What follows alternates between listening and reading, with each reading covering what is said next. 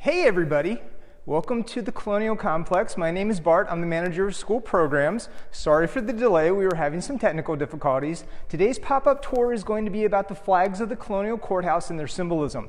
I absolutely love flags. I think the symbolism behind them is really, really cool. So I want to give you a quick little tutorial and then we'll take a look at the flags. So if I start out and we drew a flag that looked like this, hopefully that's recognizable to some people. And we would say that this is St. George's Cross.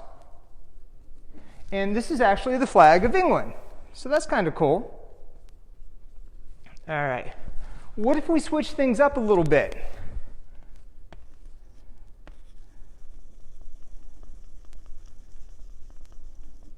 What if I have a blue field and I now add a white saltire or an X? Well, now we have St. Andrew's Cross, and we have the flag of Scotland. All right. Well, wait a minute.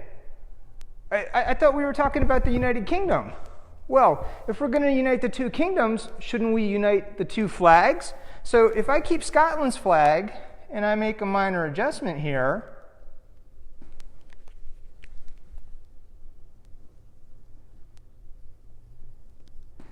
hopefully that looks somewhat familiar. We now have the King's colors, so we have the flag of Great Britain. Well, we can even do one better. I can add one more flag. Whoops, wrong color.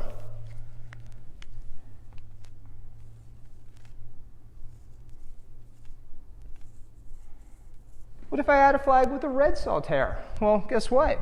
This is going to be St. Patrick's.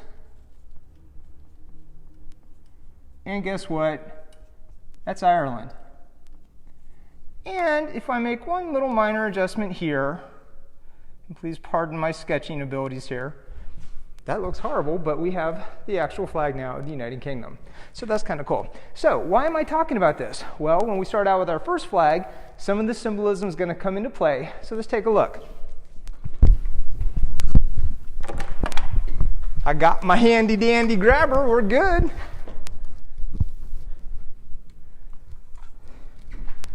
All right, this is the Grand Union flag, also known as the Continental Colors or the First Navy Ensign or Congress's colors. So it goes by a bunch of different names. And what's happening is the canton, the upper left-hand corner, we basically have the King's colors. So we have the flag of the United Kingdom there.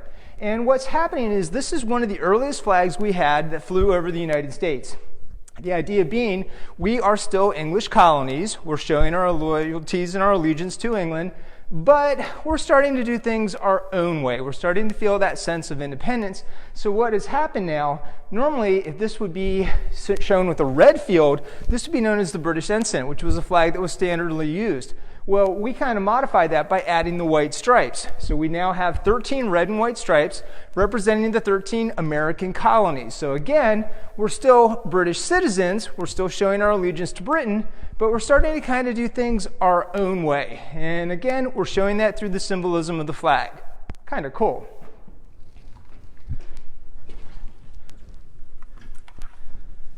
Our next flag is the Pennsylvania 1st Rifles. So what happened when the American Revolution began, word was sent out to all the colonies requesting soldiers to come and fight. And York County certainly answered the call, and we actually raised several companies of militia that went and joined the fight. Now, most colonial soldiers fought with smoothbore muskets.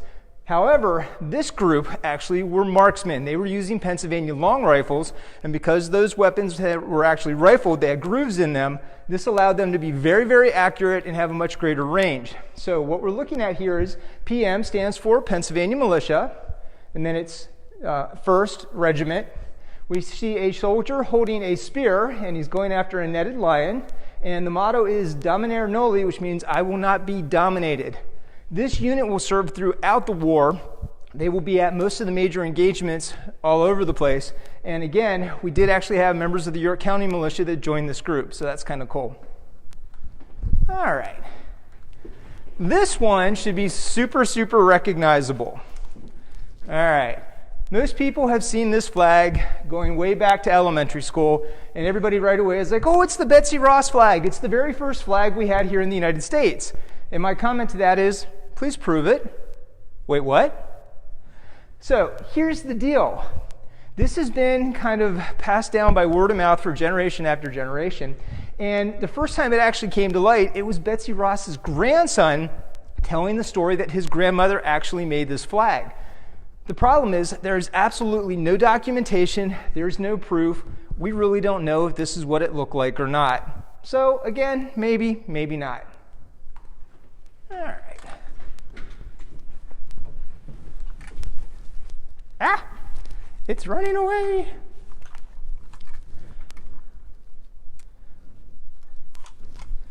All right.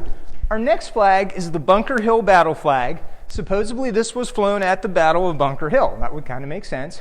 So what we have here is a blue field, and then in the canton we have St. George's Cross. So again, we're still kind of showing our loyalties to the English, but you will notice there's a pine tree in the upper left-hand corner.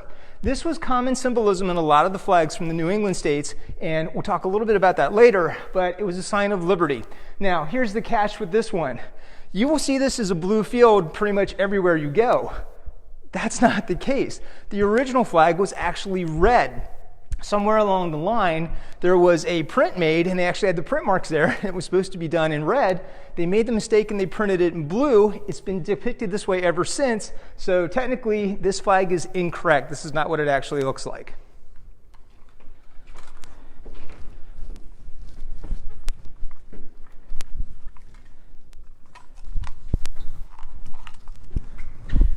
This is the Hopkins Flag. It was created by Francis Hopkins. He was a member of the Continental Congress from New Jersey. This is also claimed to be the very first flag of the United States. And what is interesting is we actually have documentation on this. Hopkins was part of the committee that was actually creating the flags for the Navy. He actually turned around and submitted a bill to Continental Congress for this flag. The bill was denied considering he's part of Congress. He's already being paid. You're not allowed to double dip. So again, we have our 13 stars, we have our 13 stripes, and the only issue I have with this flag is most depictions of the Francis Hopkins flag, the stars actually have 6 points, not 5. So again, the question is, which one was our earliest flag? Was it the Francis Hopkins flag, or was it the Betsy Ross flag? And again, we really don't know. All right, we're going to walk across to the other side here. We're going to be careful not to trip on our microphone wire here.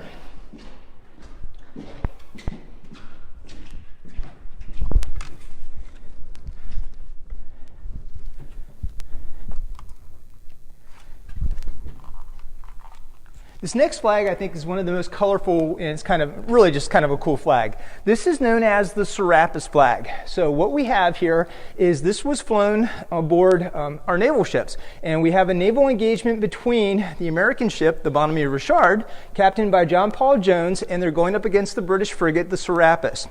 Well, long story short, the Bonhomme Richard is actually named in honor of Benjamin Franklin. It will end up being sunk in the battle. But they do capture the Serapis, and when John Paul Jones captured it, he will then fly, showing that this is now an American ship. So again, what's unique about this is one of the few variations where we actually have blue stripes being used. So kind of a neat piece.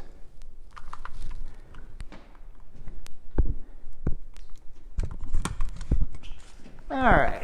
Our next flag is the Appeal to Heaven flag. And to be perfectly honest, I did not know a lot about this flag. I actually had to do some research on it.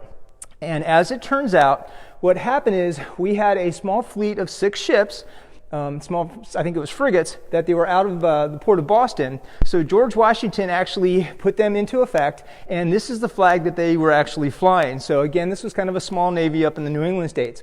So it basically says an appeal to heaven, and once again we have that pine tree. So what was the deal with the pine tree, especially showing up in so many of the New England flags? Well, the answer to that is very simple. What happened is the British Navy would come in and they would look for super strong, tall pine trees, and they would use those trees for masts on their sailing ships. And they would come in and they actually would mark them, basically saying that these are now British, trees, and that you're not allowed to harvest them or use them for anything else. So what was happening is this would cause a lot of resentment among the New Englanders, And they will then start using the pine tree as a sign of liberty, saying, hey, these aren't your trees, they're our trees. So again, this would have been on some of our naval ships back in the day.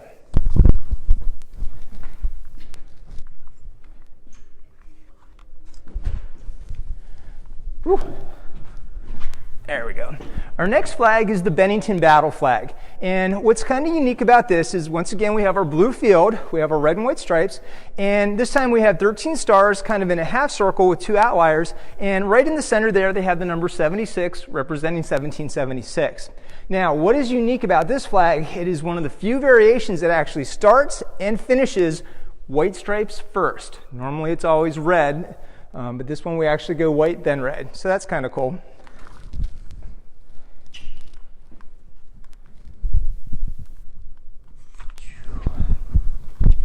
Our next flag is the Gadsden flag, and this was actually named for Christopher Gadsden from South Carolina.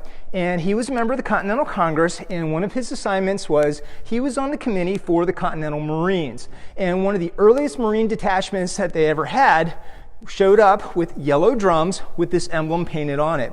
And this symbolism is something that's been around for a long time. Even Benjamin Franklin used it for different propaganda cartoons. It shows up on a couple different flags, and the idea is, once again, rattlesnakes are native to rattlesnakes are native to North America only, and if you would actually look closely, it has 13 rattles. So again, it's representing the continental colonies, and the idea is, it's a clear sign to the British. If you're going to mess with us, you're going to get hurt. You need to leave us alone.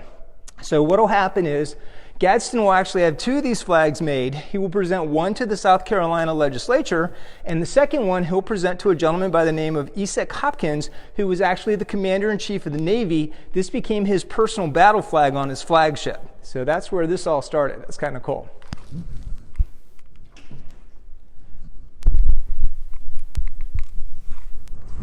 This is one of my favorite flags to talk about. There's a lot going on here. So what's interesting is, normally when we talk about this, I usually have people count how many stars are involved. So I'll help you out here. There are 15 stars, but here's the catch. How many stripes? Well, if you do a quick count, there's 15 stripes as well. Wait, what's going on here?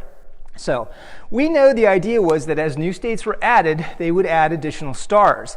However, with the original flags, they also added additional stripes. So when, I believe it was Kentucky and, oh my gosh, I forgot. It was Kentucky and I forget which other state it was. When they added themselves to the Union, we actually added 2 stars. We also added 2 stripes. And they quickly realized this was going to become very, very cumbersome. So we went back to the original 13 stripes, representing the original 13 colonies, but we continued adding a new star for every new state. Now, what's interesting about this is, I honestly didn't need to count the stripes. I could tell you right away that there's 15. And there's a simple trick behind this. Notice where the blue field is, the stripe that's immediately underneath, it's red. This is the only time you're going to find an American flag that starts with red stripes, ends with red stripes. If there's a red flag or a red stripe right underneath that blue field, it automatically tells you there's 15 stripes instead of 13. Now, this flag also has a very, very significant meaning, because guess what? This is the flag that was flown at Fort McHenry during the Siege of Baltimore. This is the Star-Spangled Banner. All right, and we have one other flag here. That's kind of our main focal piece here, and it's kind of a neat little story behind this. We'll kind of finagle our positions here. So we have this very, very large flag on display here. It's depicting, it has 13 stars. It's seen some better days. It's been roughed up a little bit, and obviously it's old. Now, our question is, what? You can't see? Oh, you can't see me. Oh, I'm sorry. I'm supposed to get in the picture here. Why would you want to see me? I'm ugly. Oh my gosh. So anyhow, this flag absolutely drives us a little bit bonkers here. We don't have a lot of background information on it, and that's one of the big challenges. Different things are donated to the museum over time, and back in the day, not everything was documented the way it should be, at least not the way we do it now. So the story basically is, this was donated from a family in upstate New York. We're not 100% sure what its origins were. We don't know how old it was. We don't really know where it's from. Now, we've actually taken a closer look at it, and if you look at the stitching, we think it's actually modern machine stitching. So we've got to question, how old is this really? So again, when you look at it, it appears old, but again, maybe, maybe not. So it's one of those things where it's a great conversation piece. Unfortunately, we just don't have a whole lot of information about it, but it still looks kind of cool when you think about it. All right, so thank you so much for joining us today. The game plan is we are opening on April 1st. Hopefully we will see you here in person, and we can talk all about the different flags as we do part of our tours here. Thanks so much for coming. Have a wonderful day. Bye.